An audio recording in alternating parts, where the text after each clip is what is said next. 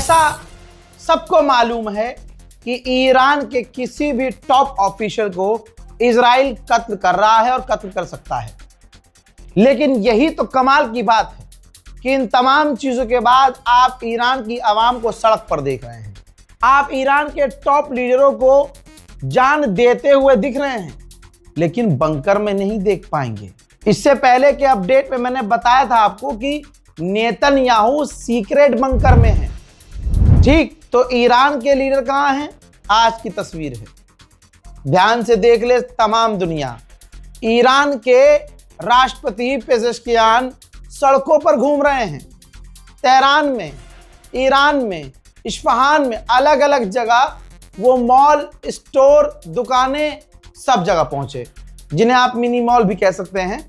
उन्होंने पूरे इलाके का जायजा लिया। कोई टॉप सिक्योरिटी नहीं, कोई उनकी घेराबंदी नहीं। सोचिए, जहां अमेरिका, खासकर इजराइल का हर ऑफिशियल बंकर में छुपा हुआ है, यहां आप देखिए कि जो ईरान के राष्ट्रपति हैं, भाई उनका कोई विरोध नहीं हो रहा है। उनके खिलाफ सड़कों पर कोई नहीं है, उनका विरोध नहीं कर रहा है कोई। वो खुले में घूम रहे हैं, हालात का जायजा ले रहे हैं, लोगों से पूछ रहे हैं कि स्टोर में कोई कमी तो नहीं है, किसी खाने पीने खाद्य पदार्थ की कमी तो नहीं है। आप देखिए, अब डोनाल्ड ट्रंप और नेतन्याहू जो पिछले 20 दिन से प्रोपेगेंडा चला रहे हैं कि वो बंकर में छुपे हुए हैं, उनके नेता भाई ऐसा नहीं है। ऐसा नहीं है कि ईरान के टॉप लीडर मारे नहीं गए, शहीद हुए हैं, लेकिन बात यह है कि डर किसी में नहीं है। अभी भी खबर यह घुमाई जा रही है अमेरिका के द्वारा, स्ट्रेट ऑफ हॉर्मूज में ईरान कमजोर पड़ गया है, ये हो गया है, हमने उनकी नेवी खत्म कर दी है। ये जरा हाल देखिए इस टैंकर का।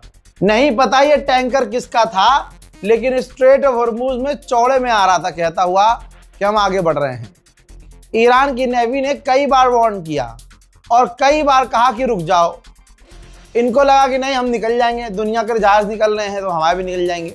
नहीं सुना इस टैंकर ने, तो ईरान ने इस टैंकर को उड़ा दिया। ईरानियन नेवी ने ऐसा हमला किया कि टैंकर में कुछ बचा नहीं है, सब ध्वस्त। लेकिन आप भारत के हिंदू समुदाय को देखेंगे, वो अलग ही जोन में है। यानी इनकी मोदी सरकार ईरान से भीख मांग रही है, मतलब रिक्वेस्ट कर रही है। जैसे आप देखिए, भारत के विदेश मंत्रालय ने कहा है कि अभी 4 टैंकर आए हैं, बाकी को लाने के लिए खाड़ी देशों से बात हो रही है।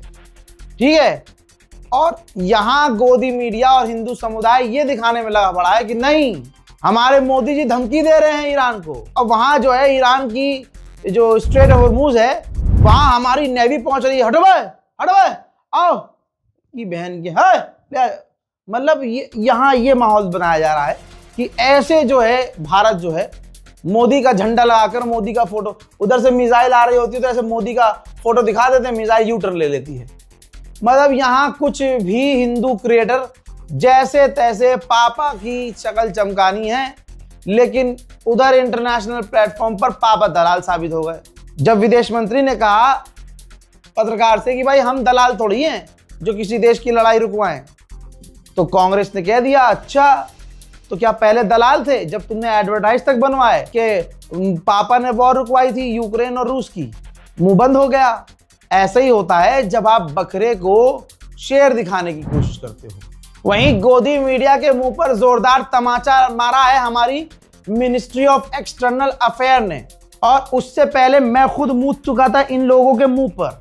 मैंने कहा था ना, ये जो डोनेशन इकट्ठा हुई है, ये जो पैसा इकट्ठा हुआ है इतने मोटे लेवल पर, सबसे ज्यादा तकलीफ अंजना ओम मोदी को हुई है, गोदी मीडिया के टॉप एंकरों को हुई है। तकलीफ है कि इतना पैसा इनके पास कैसे है, पहली तो तकलीफ ये है। और अगर है भी इनके पास तो इन्होंने दे कैसे दिया?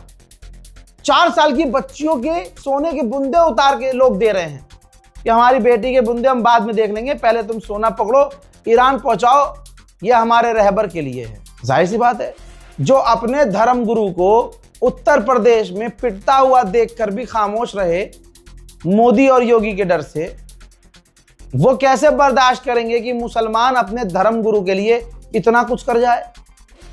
यहां तक कि भारत की गोदी मीडिया के हिंदूवादी अखबारों ने यह तक लिखा, बल्कि आज तक ने लिखा था कि जांच एजेंसियां एक्टिव हो गई हैं, अंधाधुंध चंदा ईरान को दिया जा रहा है, आतंकवाद फंड का खतरा। और यकीन जानिए, खुदा की कसम लिख के दे रहा हूं, कोई एफआईआर करके देख लो, कोई आज तक पर कंप्लेन करके कोर्ट से कंप्लेन करवाओ, जांच करवाओ और पूछो यह आर्टिकल किसने लिखा, तो आपको पता चलेगा वो आर्टिकल किसी हिंदू ने लिखा होगा, किसी मोदी भक्त ने लिखा होगा, और उस आर्टिकल का कोई बेस नहीं होगा, सब अपने मन का गुबार लिखा था। क्योंकि अब भारत के विदेश मंत्रालय के द्वारा कहा गया है कि जिस तरह से क्राउड फंडिंग की जा सकती है और की जा रही है ईरान की मदद के लिए, तो भारत के अंदर जो ईरान की एम्बेसी है वो क्राउड फंडिंग के जरिए अपने अकाउंट में पैसा ले सकती है। यानी अगर आप ईरान की मदद करना चाहते हैं तो ये इलीगल नहीं है, कानूनी है, और आप ईरान की एम्बेसी में उसके अकाउंट में डायरेक्ट पैसा भेज सकते हैं। अब सुनिए बयान और अंधभक्तों के मुंह पर मेरे साथ मिलकर थूकिएगा। शेयर कीजिए इस वीडियो को।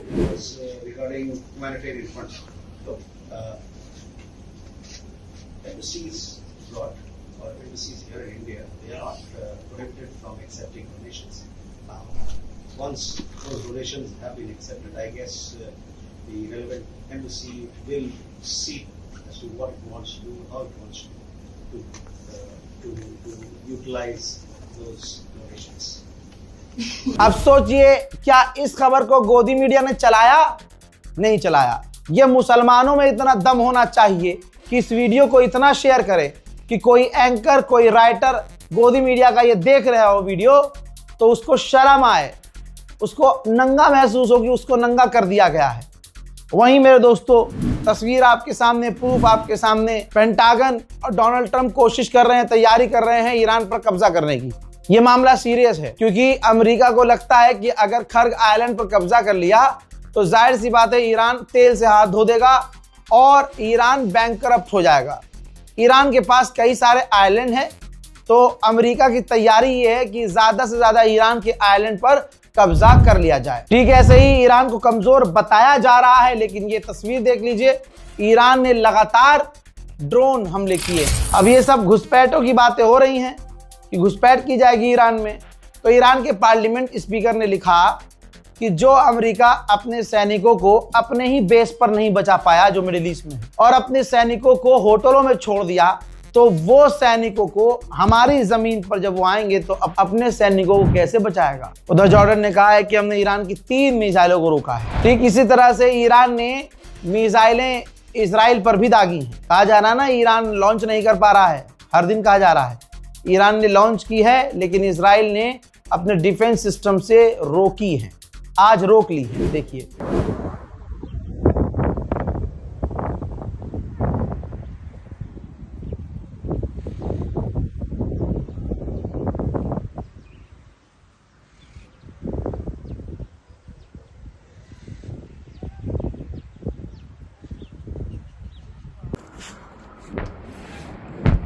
Shalom.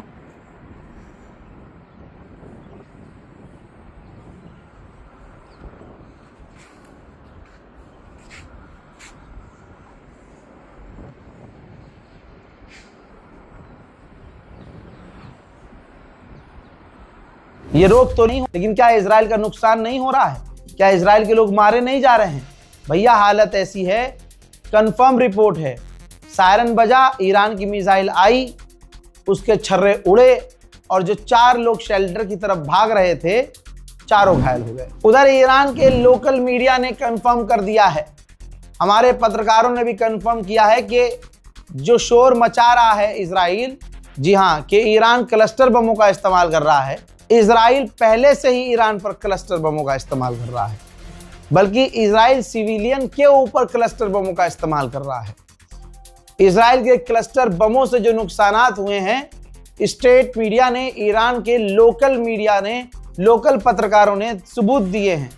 उन जगह जाकर पूरी रिपोर्टिंग अपडेटिंग की है, पूरी रिपोर्टिंग की है और सबूत दिए हैं। एक और बड़ा अपडेट दे दूं आपको, सुनिए। नेतन्याहू और अमेरिका के वाइस प्रेसिडेंट के बीच फोन पर बहस हुई है। नेतन्याहू पर बुरी तरह से भड़का है अमेरिका का वाइस प्रेसिडेंट और कहा है कि तुमने कहा था कि तुम रिजीम ईरान की चेंज कर दोगे, ईरान की गवर्नमेंट को तुम्हारी मूसाद बिगाड़ देगी, हिला देगी, लेकिन ऐसा कुछ भी नहीं हुआ है और हमारा कोई भी गोल अचीव नहीं हुआ है। भाई कैसी लगी आगे स्वाद। उधर इजराइल ने जारी की है फोटो, ये वीडियो, जिसमें आप देखिए ईरान की मिलिट्री बेस को पूरी तरह से उड़ा दिया गया है। कई ईरान के मिलिट्री बेस को पिछले 48 घंटे में उड़ाया गया। उधर रशिया, जो ईरान का एक बेहतरीन दोस्त साबित हो रहा है इस जंग में, रशिया ने बाई रोड ईरान को मदद भेजी है, जिसमें खाना, पानी, अनाज, खाद्य पदार्थ, इस तरह की तमाम वस्तुएं मौजूद हैं। पाकिस्तान को फेम चाहिए, पाकिस्तान को इस जंग में एक रुतबा चाहिए, उड़ता तीर ले रहा है। पाकिस्तान ने कहा है कि हम कतर नहीं हैं, हम पर हमला किया गया तो हम हमला करेंगे, जबकि इजराइल ने ऐसा कुछ कहा नहीं है। इजराइल कुछ बोल नहीं रहा है पाकिस्तान को, क्योंकि अमेरिका का साथी है पाकिस्तान। लेकिन जबरदस्ती पाकिस्तान के शहबाज शरीफ ने कह दिया कि अगर इजराइल ने कुछ किया तो हम कतर नहीं है, चुप नहीं बैठेंगे, जवाबी कार्रवाई करेंगे। बहुत बढ़िया शहबाज शरीफ हिजड़े, बहुत बढ़िया। भाई माफ कीजिएगा, ये जो पाकिस्तान की गवर्नमेंट नहीं, ये वाली गवर्नमेंट, ये भाई अपने आप को मर्द दिखाने की कोशिश कर रही है कुछ नहीं। इलाज चल रहा है इनकी मर्दाना ताकत का, वो इलाज होगा भी नहीं। गजब बेइज्जती है। मतलब इजराइल अभी पाकिस्तान और दूसरे देशों का नाम नहीं ले रहा है, इन्होंने जबरदस्ती तीर पकड़ा और ले लिया। इस रिपोर्ट को शेयर कीजिए, दुआओं में याद रखिए। जय हिंद।